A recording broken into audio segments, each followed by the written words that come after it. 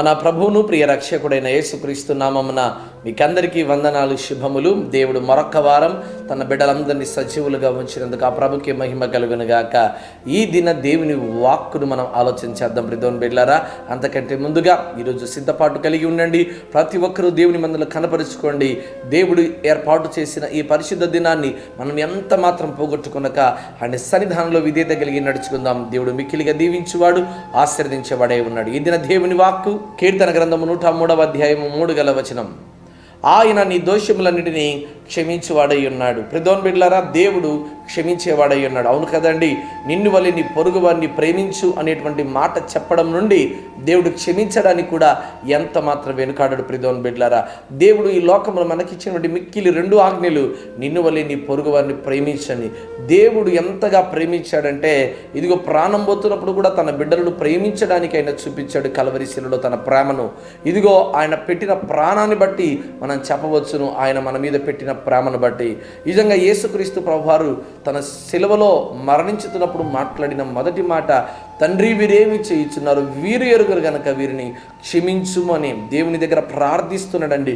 క్షమించండి, క్షమించని. ఈరోజు నువ్వు చేస్తున్నటువంటి దోషములు, నువ్వు చేస్తున్న అపరాధములు ఏదైతే ఉందో, అన్యాయంగా బాధ పెడుతున్నావా, అనవసరమైనది లాక్కున్నావా, ఎవరైనా ఇబ్బందులు పెడుతున్నావా, ఇదిగో పాపంలో ఉన్నావా, శాపంలో ఉన్నావా, రోగంతో ఉన్నావా, ఎట్టి స్థితిలో ఉన్నా, ఏ పరిస్థితిలో ఉన్నా దేవుని దగ్గరికి రాగలిగితే దేవుడు క్షమించేవాడై ఉన్నాడు. అవును కదండి, దేవుడు క్షమించేవాడై ఉన్నాడు. అందుకే మనుషుల అపరాధములు క్షమించడానికి మనుష్య కుమారునికి భూమి మీద అధికారము కలదు అనేటువంటి మాట కూడా ప్రభువు మన కొరకు రాసి ఉన్నాడు. ఈరోజు నువ్వు ఎట్టి స్థితిలో ఉన్నా దేవుడు క్షమించేవాడై ఉన్నాడు. నా దేవుడు ప్రేమించేవాడై ఉన్నాడు.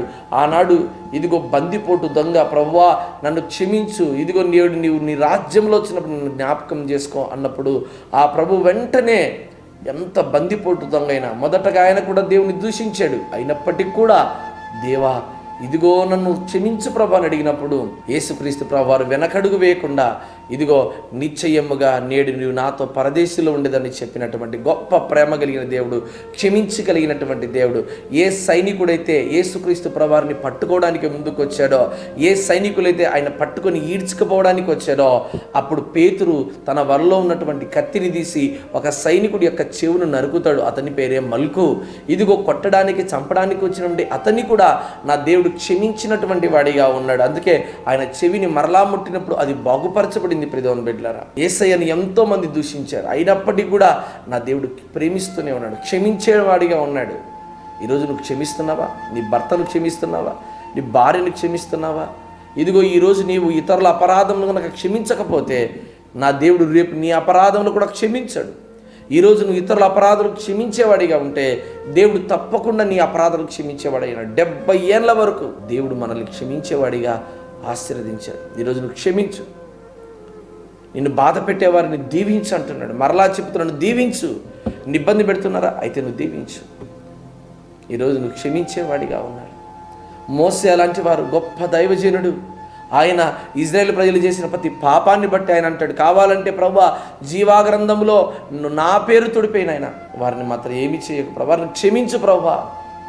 అపోస్తలుడైన పౌలు గారు అంటున్నారు, తెలియక ప్రభు ఎదుట నేను పాపం చేసి తిని. ఒకవేళ నువ్వు తెలిసి చేసావో, తెలియక చేసావో, ఉద్దేశపూర్వకంగా చేసావో, నీ పాపమును బట్టి, నీ శాపమును బట్టి దేవుని ఎదుట గనక, ప్రభా నా దోషములన్నిటికీ క్షమించు నాయన, నీ ఎదుట పాపము చేసి తిని, నీకు మీద నీ కుమారుడు అనిపించడానికి నేను యోగ్యుని కాను ప్రభు అని ప్రార్థన చేసి అడగగలిగితే దేవుడు తప్పకుండా నీ ప్రతి పాపమును క్షమించి ఇదిగో నీ దోషములన్నిటి తీసివేసేవాడిగా ఉన్నాడు. కనుక తప్పకుండా ప్రభు యొక్క సన్నిధానంలో కనబడు.